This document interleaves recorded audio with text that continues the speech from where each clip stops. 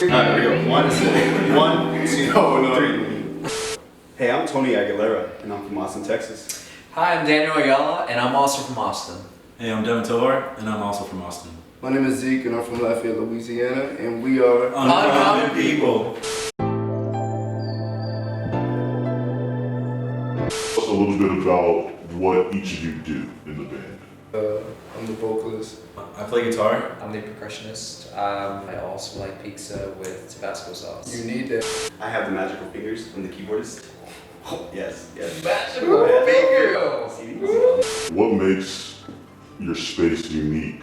We kind of do everything in this room right here. We move everything around and make it kind of like our own space. So how does this space kind of help you create your music as a group?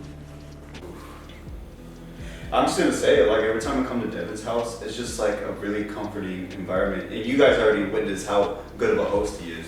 He's like always offering things. It's like, yeah, dude, it just opens up creativity. I don't have to worry about anything. I leave all my worries at the door. Straight up, yeah, that is the truth. It literally is like therapy. You're walking into therapy. Yes. It's like, okay, I know what I'm doing today. I know what I'm doing for these hours, and it's just like, I can feel comfortable.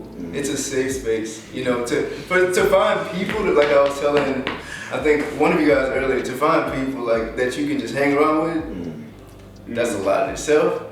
But to find people that you can hang around with, make music with, and have moments with, create with, you know what I mean, bounce off, and people that will build you up, that's it. I don't know, bro. You can't find that everywhere. So how did y'all come up with the idea of like Uncommon People? The four of us, it was Tony, Alex our bassist, Daniel, and I. He sends his love, but right now he just wasn't able to actually come here.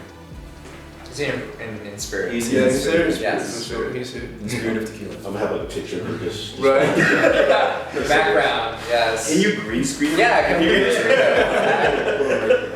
Making instrumentals, because me and Tony work together, but so does Alex and Zeke. But this was all like at separate times that this happened. And so me and Tony started liking each other's music because we both produced. We got together, he knew Alex and Daniel, and so we started making music together. I was like, I love these songs, but I don't want to be like just an instrumental band. I was like, there's a message that needs to get out because these melodies aren't just melodies. And I asked him just out of random, I was like, hey dude, I know, I could have sworn I know you from somewhere, and it turns out me and him went to a party at the same time without any of us knowing each other. Wait, you didn't know Daniel at the time? No, I didn't know any of these. Yeah. So let me add to that. You didn't know Devin at that time? No, I didn't. And Zeke was there with Grace. Grace, shout out to you. She's a chef, up and coming. She makes really great food. Like maybe like 2-3 weeks later, we had a jam session or rehearsal at Devin's place, and Zeke was there out of nowhere, and I was like, whoa! I just signed up. What are you doing? Yeah. I'll never forget this. My pastor always said this, and I don't know what it was, but he was like, you guys are gonna lead this church, and he's like, you're never gonna fit into the world. And I was like, dang, I'm never gonna fit in. And like now I realize, I'm like, because you're like, none of us are. We're not supposed to. We're multifaceted people. You're not supposed to fit in. And what are you fitting me into? You know what I mean? That's the first question. What are we fitting each other into? And so we're people, and I think that's like the strongest thing about our name is the people. What are y'all's biggest influences on your creativity? His influences with my dad. He was he played in a cumbia band. I don't know if you guys know what cumbia is. Yeah, and yes. So, and we would be running around while he plays music live. And like, I think one of the biggest influences for me is to have that, I don't know, playing live in front of people. It's just something amazing to do. It's just vibing with 4 other spirits in this like physical world where I can just like read off of every one of their emotions, whether it's just facial or music wise. There's a feeling that I like when it comes to playing the drums, and it's beautiful, especially when it's live because there's some stakes, and that's what makes it a little bit more real.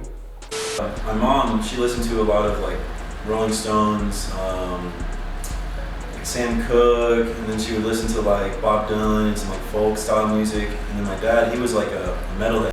Artistry, like my dad would listen, his favorite male vocalist is Prince. And then he loved like Queen, but I would listen to like a lot of like Jagged Edge and like with Tank and all the people from the 90s. So you had all those like baby making slow grind stuff. But my mom was like super Christian. So she didn't listen to none of that. I was on like Kurt Franklin and Fred Hammond and Lana Adams. And she like Anita Baker and Teddy Pendergrass. So it's like a mixture of old school, new school. Makeup! Question again, where are you in your journey? So, where are you guys at as a whole on your journey right now? Well, honestly, as a band, we're picking everything back up. During this time of COVID, everything started slowing down. So, you know, we're just getting back into the vibe of things as a group. You know, we're so happy to see each other. For sure, like we were on a hike right before COVID happened because we performed downtown. That was one thing we wanted to check off. So we were doing that, and then literally the day before we even did 512 Studios, and that was like, I think that was probably the top because we, you know, it's like very professional. And the next day we went to quarantine. I'm like, okay, all right, so we got to bounce back. Definitely. I think we can all agree we're ready for the second generation of our music. So, how does the space above affect you? Okay, so I feel an immense amount of like insignificance in a way that makes you want to do whatever you're doing to the fullest because of the fact that even if it doesn't mean anything, this is the only chance you possibly have. I'm very thankful to be in this universe. In my meditation practice that I do every morning, I thank myself to be in this body that I'm in. I'm thankful for the soul that I have and this mind that I have. I'm thankful for being on this earth.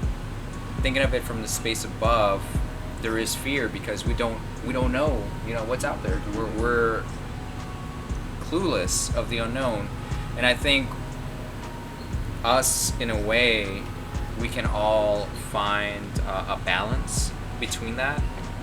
You have no option to like second guess yourself, and no reason to like doubt yourself because what you're it's just like no point. It's almost like a double negative because you're fighting against like almost the inevitable and stuff. So it's really just like allowing yourself to be free. I feel like most of the time when I'm looking for inspiration, even if I'm writing a song, I prefer to be outside. And I'm looking up, and it's like I'm not looking at one thing in particular. I'm just like, I don't know, just looking up and gazing. Compare your music to a star.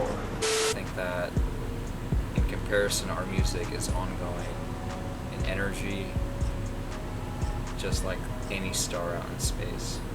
2021 London, we're coming for you. Fucking Europe, we're gonna be there, dog. We're gonna be there. Yeah, that's true. All right. Sure. I've always said it from the beginning. I feel like it's just a big stage sound.